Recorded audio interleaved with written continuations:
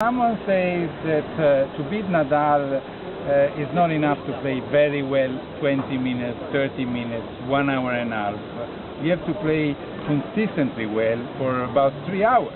And Nadal would be able to stay there maybe even 5 hours.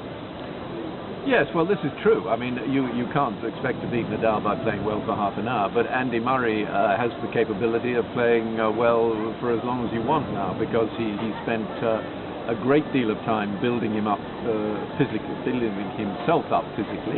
Remember, he used to get cramps and people said he was weak and he wouldn't last a match. Now he's as strong as anyone on the tour. So stamina is not a problem. The consistency of his play is not a problem.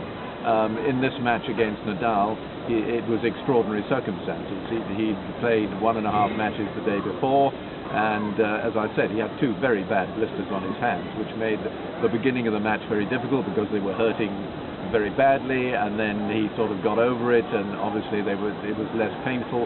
But at the end, he showed that he had the ability to attack Nadal and start to cause him a few problems. Now, he'll learn from this. He may not beat him the next time they meet on clay.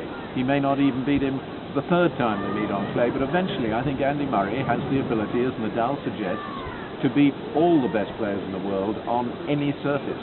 That includes grass, and certainly hard court, because he's done that already. He has winning records over Federer, winning records over Djokovic in the last 8 months, and he's, won 3 against Nadal. But Murray has the ability to be the #1 player in the world. Rafa Nadal is definitely the #1 player in the world now. He will remain so for a little while. How long his knees will last is the big question. What about Djokovic? Because many people say, okay, the fight behind Nadal, now that Federer seems to be a little declining, is between Djokovic and Murray, who were born in the same year and only a few days apart.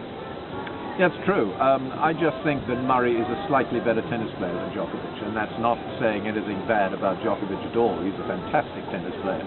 He's got no weaknesses in his game. He does everything well.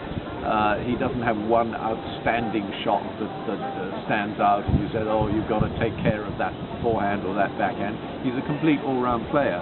I just think that his one weakness maybe is stamina. He's shown that on very hot days in Australia and maybe the US Open or on the US Summer Circuit, he has breathing problems. And I think it's got nothing to do with how hard he trains. I think he's just got a problem. And I hope for his sake that he gets over that, because at the moment he's too inclined to become fatigued in very hot weather. Otherwise, he's going to be up there. He's going to be competing.